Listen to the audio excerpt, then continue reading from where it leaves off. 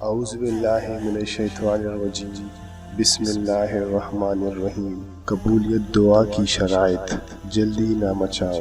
نبی پاک صلی اللہ علیہ وآلہ وسلم نے ارشاد فرمایا، بندے کی دعا قبول ہوتی ہے تا وقت یہ کہ کسی گناہ یا رشتہ داروں کے ساتھ بدسلوکی کی دعا نہ کرے جب تک کہ جلدی نہ مچائے۔ عرض کیا گیا، یا رسول اللہ، جلدی مچانے کا مطلب کیا ہے؟ آپ نے فرمایا، جلدی مچانا یہ ہے کہ یوں کہنے لگے کہ میں نے بار بار دعا کی مگر قبول ہوتی ہوئی نہیں دیکھتا، سو دعا کرنا چھوڑ دے۔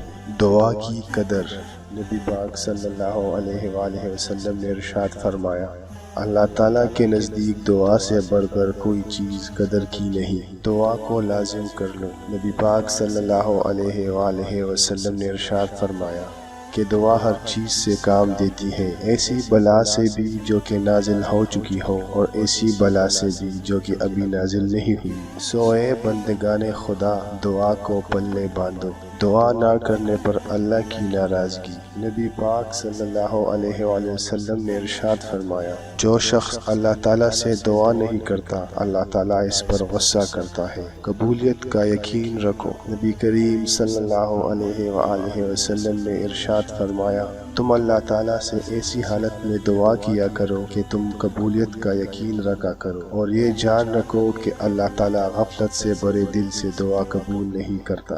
دعا کے 3 درجے، نبی پاک صلی اللہ علیہ وآلہ وسلم نے ارشاد فرمایا، کوئی ایسا مسلمان نہیں جو کوئی دعا کرے جس میں گناہ اور قطع رحمی نہ ہو مگر اللہ تعالیٰ اس دعا کے سبب اس کو 3 چیزوں میں سے ایک ضرورت دیتا ہے، یا تو فی الحال وہی مانگی ہوئی چیز دے دیتا ہے، اور یا اس کو آخرت کے لیے ذخیرہ کر دیتا ہے، اور یا کوئی ایسی ہی برائی اس سے ہٹا دیتا ہے۔ صحابہ رضی اللہ تعالیٰ عنہ نے عرض کیا کہ اس حالت میں تو ہم خوب کثرت سے دعا کیا کریں گے۔ آپ نے فرمایا، اللہ تعالیٰ کے یہاں اس سے بھی زیادہ عطا کی کثرت ہے۔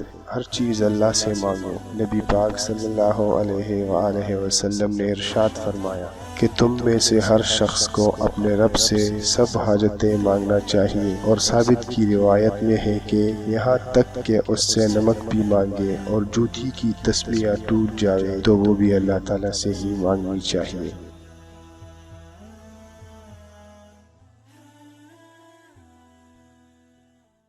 مانگے اور جوتی کی تسمیہ ٹوٹ جائے تو وہ بھی اللہ تعالیٰ سے ہی مانگنی چاہیے۔